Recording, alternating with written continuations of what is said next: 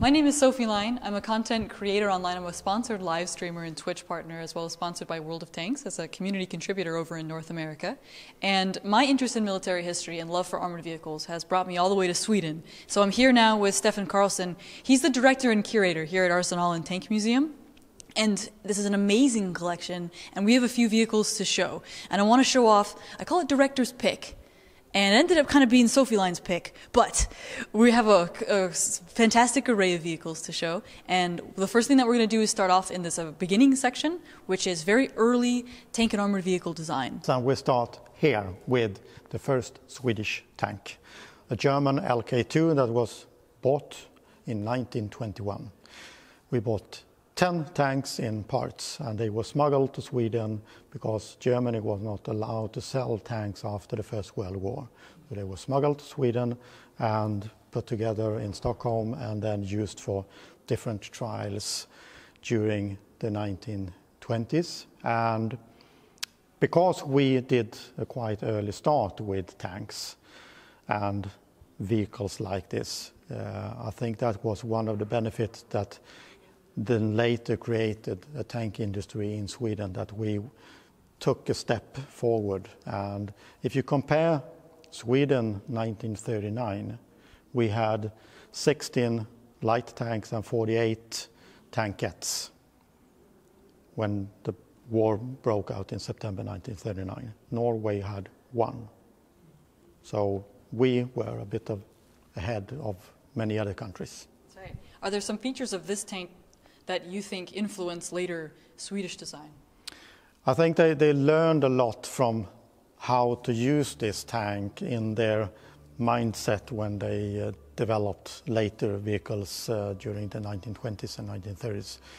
Even if you cannot see any similarities from this tank into later, but I think they used this and got the experience how to use a vehicle like this in Sweden with snow, mud, etc.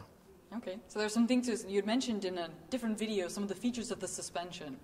So that would be something that you'd have to take from and learn to be able to make it more adaptable to territories that's pursued. Yeah, and to try to use vehicles like this in, for instance, in snow, they had a sledge behind with the personal equipment, etc., and tried just to say how to use the vehicle. What are they supposed to be used as? Because they had nothing to compare with at the time. With the first tank, you have to get the assignment, then try. Yeah. Go out there. And the first guy who was the manager of all these tests, he was a general staff member, and he was one of the officers who had been in contact with motors. He had been driving a boat with a petrol engine. That was his experience. So that's why we was chosen. They said they found a whole other ball game when these things arrived. But yeah, gotcha. That's true. Okay, fair enough.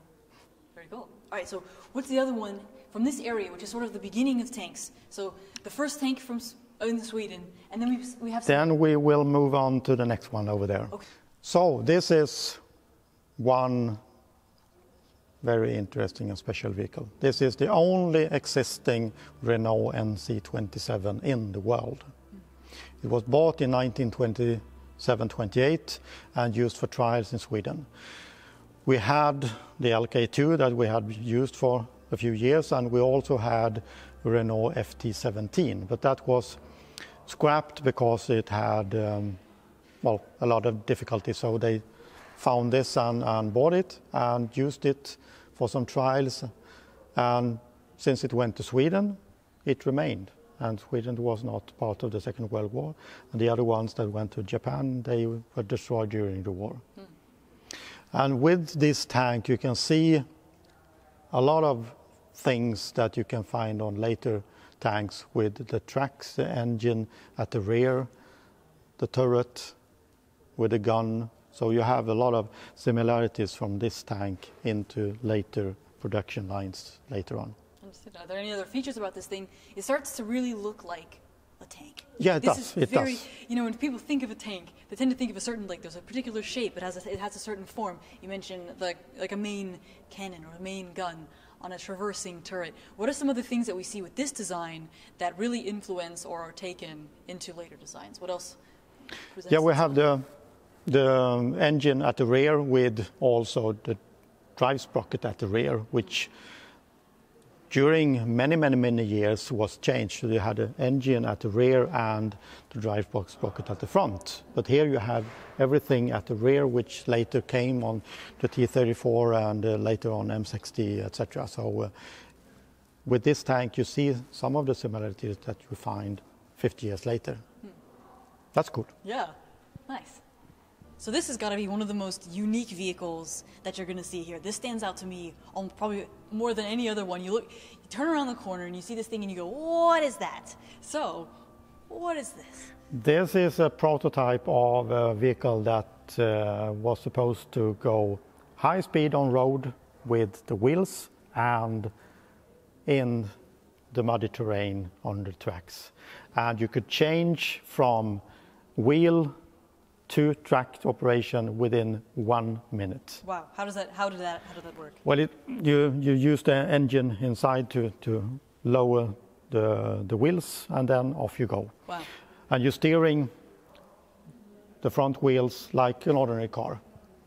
So you can travel on wheels in about 75 kilometers an hour, Oh my gosh. which is faster than many tanks ever was able to do. Much less, it mentions it's from 1934, so 31.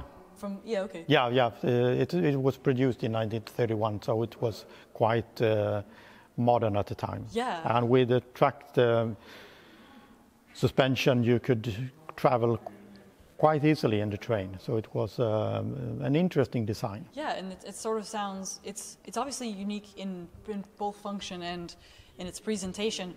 What about this made it, in whatever way, unviable for later use? So it comes about in 1931. Why did we ever never see it again? I think one of the main reasons would be the cost of it. But the other reason is that the track system were quite good at the time. It was better than it had been 5 years earlier. So I think with better tracks, they didn't really need the wheel. So they split wheeled vehicle and tracked vehicle instead of being both. Okay.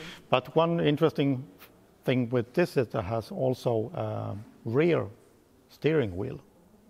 So the commander could drive it backwards. In case of, say, the driver becomes disabled or... Yeah, or getting out of trouble or whatever. Gotcha.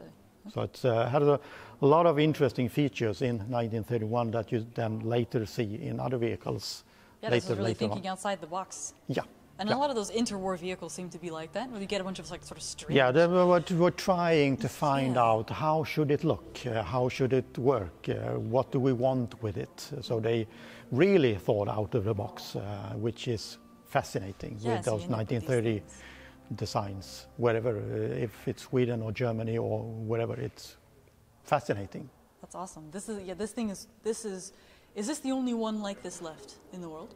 Only one produced. This is the only one Yeah, the ever only made one. Never ever made. that you're ever this going to one. find. And it's right here. Yeah, And you can come right up close and take a look and you can see, and it's awesome. This is cool. really How cool do you tank. call its name? How do you pronounce it? We call it wheel-tracked vehicle because it's a bit different. It's called Stridsvagn Modell 31 HB, which is wheels and tracks. Apt. Fair enough. Very cool. This is awesome. Not going to find it anywhere else. Wicked. No, It's wicked. it's unique. That's right. So something about this vehicle stands out more than anything else. And Stefan, why does this tank have a propeller? Well, it's a boat. It's a boat. It's a boat. Not a tank. It's actually a boat. It's both. It's both. It's a tank and a boat. And the interesting thing about this is a Russian or Soviet-made tank from 1935, built as a boat and a tank with flotation devices on the sides to help it float, and with the propeller down there. and the rudder, and all is controlled by the driver.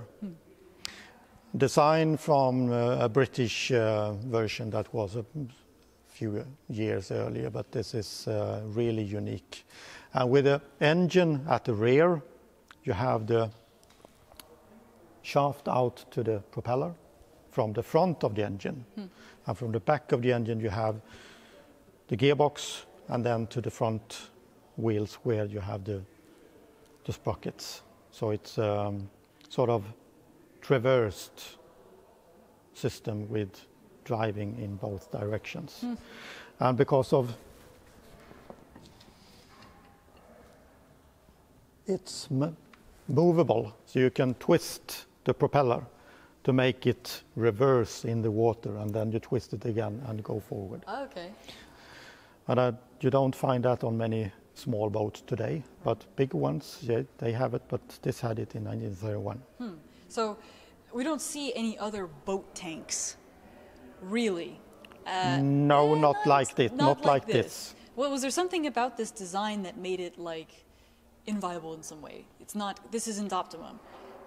Why don't we see any more of these after? Yeah, it's a good question. I don't have any answer. Why didn't anyone do more of this? Because they would work, and they could work as a scout tank or something like that. It's quite useful, unique. It's instead of having other types of flotation screens, etc. There's some nightmares trying to make tanks amphibious in the future. Yes. In the coming years after this, there's just some really dangerous and these are really unworkable designs that, and then it's just interesting as to why would we never see this again like this. But guess we have to find out sometime. Yeah. Fair enough.